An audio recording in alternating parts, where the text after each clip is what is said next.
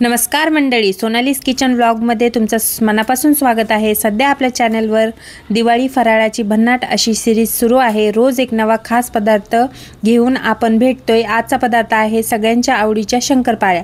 अनेक वेळा वाटतं हा पदार्थ जमतो का नाही, पण एकदा जमला ना की आत्मविश्वास हा दुप्पट होतो। तसंही माझंच आहे। मलाही सुरुवातीला काही वेळा असंच चुकत होतं। तुम्हालाही असं झालंय का कधी? सांगायला विसरू नका। पण या वेळेस नाही, कारण या व्हिडिओमध्ये मी वापरली आहे अगदी अचूक मोजमाप आणि एकदम सोपी पद्धत, म्हणून तुमची शंकरपाळी यावेळी नक्कीच चुकणार नाही। म्हणून व्हिडिओ शेवटपर्यंत नक्की बघा आणि अशाच नवनवीन रेसिपीज बघण्यासाठी आपल्या चॅनलला सबस्क्राईब नक्की करा। आता साखर मोजून घेऊया। इथे मी अर्धा किलो मैद्यासाठी 200 ग्रॅम साखर वापरणार आहे। जर तुम्हाला थोडं जास्त गोड आवडत असेल तर यात अजून 50 ग्रॅम साखर वाढवला तरी चालेल।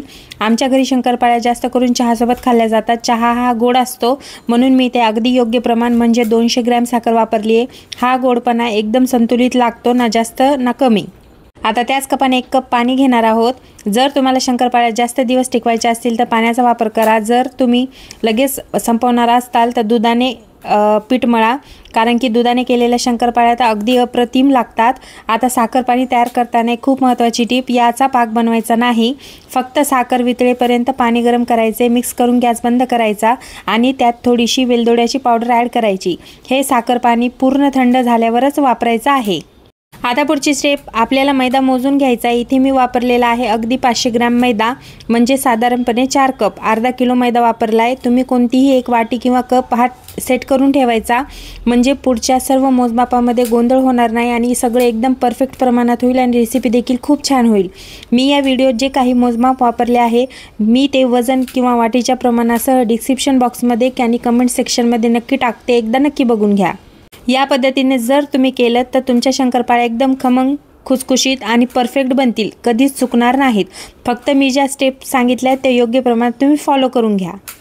आता घेऊया पुढची स्टेप, तूप मोजून घ्यायचे। इथे मी 500 ग्रॅम मैद्यासाठी 75 ग्रॅम तूप वापरणार आहे। हे तूप रूम टेम्परेचरवरच असायला हवं, ना थंड ना गरम। मोहन न घालता आपण शंकरपाळ्या तयार करून घेणार आहोत। मैदा चाळून घ्यायचा आहे। नेहमी लक्षात ठेवा, कोणताही पदार्थ करताना तो मैद्याचा असो किंवा पिठाचा, मैदा किंवा पीठ नक्की चाळून घ्यायचं। चाळल्याने त्यामध्ये हवा खेळती राहते, म्हणून पीठ हलकं आणि मऊ होतं आणि बनवलेले पदार्थ अजूनच छान लागतात। आता मी यात टाकणार आहे अर्धा चमचा मीठ। कुठलाही गोड पदार्थ करताना थोडंसं मीठ नक्की घालायचं, त्याने गोडपणा आणखी उठून दिसतो आणि चव एकदम संतुलित राहते।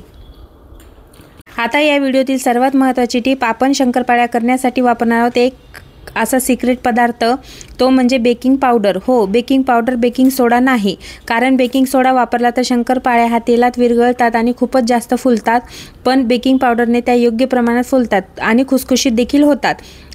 आता म्हणून सगळं मिश्रण व्यवस्थित मिक्स करायचं आणि ही छोटी टिप खूप महत्त्वाची आहे। अशाच अजून खास टिप्स आणि परफेक्ट रेसिपीज बघण्यासाठी आपल्या चॅनलला सबस्क्राईब करायला विसरू नका आणि एक लाईक तर नक्कीच बनतो या टिप्ससाठी। आपण मोजून ठेवलेलं तूप मैद्यामध्ये ॲड केलेलं आहे। आता हे तूप हळूहळू मैद्यामध्ये मिक्स करत जायचे।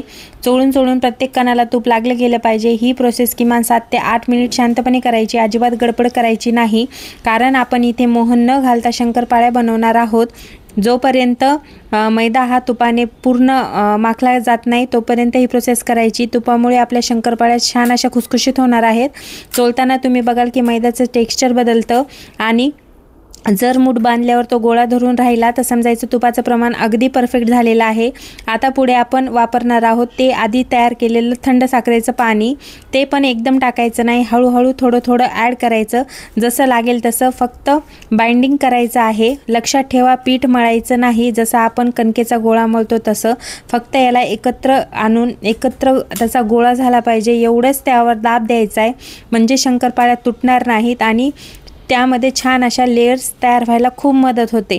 मी जसं दाखवलं व्हिडिओमध्ये त्याचप्रमाणे तुम्ही प्रोसेस फॉलो करा आणि शंकरपाळ्या बनवा। अजिबात तुमच्या शंकरपाळ्या कधीच बिघडणार नाहीत। जेवढं पाणी लागलं तेवढंच वापरायचं। इथे मी वापरलं आहे, जसं लागेल तसंच ॲड केलं आहे। आता यामधलं तुम्हाला राहिलेलं शिल्लक पाणी देखील दाखवते।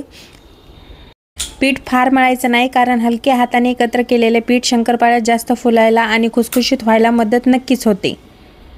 आता हे पीठ छान असं एकत्र झालं की आपण ते 20 मिनिटासाठी झाकून ठेवायचे। इतकं ठेवल्यावर पीठ मऊ आणि एकसंध होतं। बघू शकता तुम्ही छान अशा लेयर्स दिसत आहेत यामध्ये। याच लेयरमुळे आपली जी शंकरपाळी आहे ती अगदी खुसखुशीत होणार आहे आणि हाताने दाबल्या लगेचच ती बिस्किटासारखी तुटेल एवढी मऊ होते। एकदा नक्की ट्राय करून बघा। आता यावर एक कपडा टाकून 20 मिनिटासाठी आपण याला साईडला ठेवून देऊया। साखरेचं जे पाणी केलं होतं त्यातील अर्धी वाटी पाणी हे उरला आहे। याचा तुम्ही वापर चहामध्ये करू शकता। आता आपले पीठ तयार आहे। अगदी छान झाकून 20 मिनिटं ठेवलेलं होतं। आता बघा किती मस्त लेयर्स अशा आलेल्या दिसत आहेत। त्याला मळून घ्यायचं नाही, फक्त जसं आहे तसंच पीठ याचे गोळे करून घ्यायचेत। आता पिठात किती सुंदर लेयर्स दिसत आहेत। हेच लेयर्स आपल्या शंकरपाळ्यांना खुसखुशीत बनवणार आहेत। आता या पिठाचे 6 ते 7 गोळे करून घ्यायचे। भाकरीसाठी जसा आपण गोळा घेतो तसाच हलक्या हाताने गोळा करायचा। एकदम मऊ पण घट्ट नसावा, याच्या लेयर्स मोडल्या गेल्या नाही पाहिजे। आता जास्त लेयर्स येण्यासाठी एक खास टिप सांगणार आहे। त्यासाठी अगोदर हा गोळा चपातीसारखा छान असा पातळ लाटून घ्यायचा आहे। गोल नाही झाला तरी चालेल, पण पातळ हवा। आणि लाटून झाल्यावर दाखवल्याप्रमाणे त्याची एक आपल्याला घडी करून घ्यायची आहे। ही टिप खूप महत्त्वाची आहे, कारण यामुळे शंकरपाळ्यामध्ये छान अशा लेयर्स तयार होण्यास खूप मदत होते। आणि शंकरपाळ्या ह्या लेयर्सवाल्याच खायला छान लागतात, नंतर त्या बिघडल्या की परत आपल्याला ही पदार्थ म्हणजे करण्याची इच्छा होत नाही। म्हणून ह्या पद्धतीने एकदा ही रेसिपी ट्राय करून बघा। ही घडी बघा अगदी हळूवारपणे दाखवल्याप्रमाणे करून घ्यायची आहे। या पद्धतीने केल्यावर शंकरपाळ्या सुंदर लेयर्स तयार होतात आणि तळल्यानंतर अगदी भुसभुशीत अशा शंकरपाळ्या होतात। लाटताना हातावर हलकासा दाब द्यायचा आहे, म्हणजे हे लेयर्स जे आहेत ते एकमेकांना चिटकणार नाहीत। लाटताना हात हलके ठेवायचे। खूप दाबून लाटलं तर लेयर्स या मोडल्या जातात, म्हणून अगदी सौम्य हाताने थोडंसं चौकोनी स्वरूप देत लाटून घ्यायचे, म्हणजे सर्व शंकरपाळ्या ह्या योग्य आकारात होतात। आपण चौकोनी शेपमध्ये लाटल्यामुळे शंकरपाळ्याचा जास्त जो एक्स्ट्राचा भाग असतो तो निघत नाही आणि समान प्रमाणात होतात। तुम्ही सर्कल देखील करू शकता। याच्या ज्या कडा असतात त्या जाड राहतात जास्त करून, तर त्या नीट करून म्हणजे कट करून घ्यायच्या आणि तुम्ही हव्या त्या आकारामध्ये कट करू शकता। डायमंड शेप, चौकोनी किंवा पारंपरिक जसं आवडेल तसं। आता तुम्ही सगळ्या शंकरपाळ्या एकदाच कट करून ठेवू शकता किंवा थोड्या बॅचेसमध्ये कट करत जा। मी स्वतः बॅचेसमध्ये करणार आहे, कारण शंकरपाळ्या तेलात तळायला थोडा वेळ लागतो आणि त्या लो फ्लेमवरती हळूहळू तळल्यावरच खरपूस अशा होतात। तोपर्यंत दुसऱ्या बॅचेस कट करून तयार ठेवायच्या, म्हणजे वेळही वाचतो आणि कामही एकदम सोपं होतं। शंकरपाळ्या आता कट करून तयार आहेत। आता या वेगळ्या प्लेटमध्ये काढून ठेवूया। अगदी याच पद्धतीने दुसरी बॅच देखील तयार करून घ्यायची। एका बाजूला मी तेल तापत ठेवलं आहे, दुसरी बॅच होईपर्यंत ते मीडियम फ्लेमवरती गरम होत राहील। जास्त तेल गरम करायचं नाही। आता दुसरा गोळा घेऊन त्याचप्रमाणे छान असा चपातीसारखा लाटून घ्यायचा आहे। लाटल्यावर बघा किती सुंदर लेयर्स तयार झालेल्या दिसत आहेत।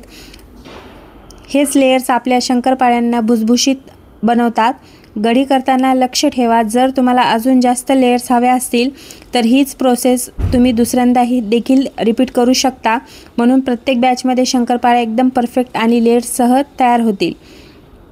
शंकरपाळ्या कट करून साईडला ठेवून घ्यायच्या। तेल गरम झालं की लगेच पुढची स्टेप, शंकरपाळ्या लो फ्लेमवरती खरपूस सोनेरी रंग होईपर्यंत तळून घ्यायच्या आहेत। जर शंकरपाळ्या पोळपाटाला चिटकत असतील तर चाकूच्या साहाय्याने सहज काढू शकता। मी ही म्हणजे जी ट्रिक आहे ती मला आजच कळली, म्हणून तुमच्यासोबत शेअर करते। हे बघा दाखवल्याप्रमाणे अशा खालच्या साईडने चाकू थोडासा लावला की शंकरपाळ्या लगेच निघतात, जास्त वेळ लागत नाही। तयार आहेत, तर आता लगेच तळून घेऊया। तेल हे मीडियम फ्लेमवरती गरम असायला हवं। गरम होताना त्यात थोडेसे बुडबुडे येतात। हे बघा तळायला शंकरपाळी खाली टाकली आहे, बुडबुडे येतात आणि लगेच वर येत नाही शंकरपाळी आणि त्याचा रंगही अजिबात बदलत नाही। याचा अर्थ तेल अगदी परफेक्ट गरम आहे। सर्व शंकरपाळ्या टाकून झाल्यावर 1 मिनिट हळूच थांबायचं, अगदी चमचासुद्धा हलवायचा नाही। मग त्यानंतर कमीत कमी म्हणजे 1 मिनिटानंतर हलक्या हाताने याला हलवून घ्यायचं आहे। शंकरपाळ्या हा स्वतःच वर येतात, यामुळे लेयर्स जपले जातात आणि खुसखुशीत देखील होतात। हे लक्षात ठेवा, लेयर्सची संख्या आणि छान जेवढ्या शंकरपाळ्या होतील हे सर्व तेलाच्या तापमानावर खूप जास्त प्रमाणावर अवलंबून असतं, त्यामुळे तेल जास्त गरम होऊ देता कामा नये। नाहीतर कलर खूप डार्क होतो आणि आतून ह्या कच्च्याच राहतात. जेव्हा शंकरपाळ्या हलक्या बदामी रंगावर तळल्या की लगेच काढून जाळीवर ठेवायच्या, त्यामुळे वाफ निघून जाते आणि शंकरपाळ्या मऊ पडत नाहीत. थोडक्यात तेल मीडियम गरम असायला हवं. गोळा न टाकता शंकरपाळी एक टाकून बघायची, 1 मिनिट थांबून नंतर हलक्या हाताने हलवायचं आणि सही रंगावर काढून जाळीवर टाकायचं. अशा पद्धतीने तुम्ही तयार कराल अगदी भुसभुशीत, सोनेरी आणि परफेक्ट अशा शंकरपाळ्या. आता काही महत्त्वाचे टिप्स सांगते. शंकरपाळ्या तळल्यावर लगेच डब्यात ठेवायच्या नाही, पूर्ण थंड झाल्या की साठवायच्या आणि एअरटाईट कंटेनर वापरायचा. शंकरपाळ्या हवा न लागणाऱ्या डब्यात ठेवायच्या, म्हणजे त्या जास्त दिवस टिकतात. प्लास्टिक पेपर किंवा बटर पेपर त्यामध्ये ॲड करू शकता तुम्ही. एक डबा असल्या त्यात थर करून देखील तुम्ही ठेवू शकता, म्हणजे शंकरपाळ्या खाली चिटकणार नाहीत. जास्त दिवसासाठी अजून जास्त टिकवायच्या असतील तर तुम्ही फ्रीजमध्ये एअरटाईट डब्यात देखील ठेवू शकता. शंकरपाळ्या खुसखुशीत होण्यासाठी तूप किंवा तेलाचं योग्य प्रमाण महत्त्वाचं आहे. अत्याधिक तूप किंवा तेलामुळे शंकरपाळ्या तेलकट होऊ शकतात, तर कमी प्रमाणामुळे त्या कुरकुरीत होणार नाहीत, सादळून जातील. आणि गोड पदार्थात मिठाचा वापर चवीला हा नेहमी बॅलन्स ठेवतो. तुम्ही जर त्यामध्ये मीठ खात नसताल शंकरपाळ्यामध्ये तर पूर्णतः स्किप केलं तरी चालेल. साखरेचं पाणी पूर्णपणे थंड झाल्यावरच ते पिठात मिसळायचे, नाहीतर पूर्ण पिठाचा टेक्स्चर हा बिघडू शकतो. शंकरपाळ्या तळताना त्यांना कधी सोडून देऊ नका. त्यांना हलके फिरवत राहा, म्हणजे सर्व साईडने व्यवस्थित असे तळले जातात. आता आपण या शंकरपाळ्या मोजून बघूया. इथे अर्धा किलो मैद्यासाठी मी 200 ग्रॅम साखर वापरली होती, तर 752 ग्रॅम सुमारे 750 ग्रॅम शंकरपाळ्या तयार झालेल्या आहेत. भरपूर लेयर्स दुप्पट ते तिप्पट फुललेल्या अगदी भुसभुशीत अशा शंकरपाळ्या तयार झालेल्या आहेत, बघताच क्षणी खावा वाटणाऱ्या. जर तुम्ही फराळाचा व्यवसाय करत असाल तर ह्या प्रमाणाचा विचार करून तुम्ही मोठ्या प्रमाणात बनवू शकता. ही रेसिपी तुम्हाला कशी वाटली कमेंटमध्ये सांगायला विसरू नका आणि व्हिडिओ आवडल्यास आपल्या आवडीच्या व्यक्तीला शेअर करायला देखील विसरू नका. जर तुम्हाला ही रेसिपी आवडली असेल तर लाईक, शेअर, सबस्क्राईब नक्की करा आणि जर चॅनलवर नवीन असताल तर सबस्क्राईब केल्याशिवाय जाऊच नका. तर भेटूया पुढच्या रेसिपीसह. तोपर्यंत कीप कुकिंग. ही रेसिपी कशी वाटली कमेंटमध्ये सांगायला विसरू नका.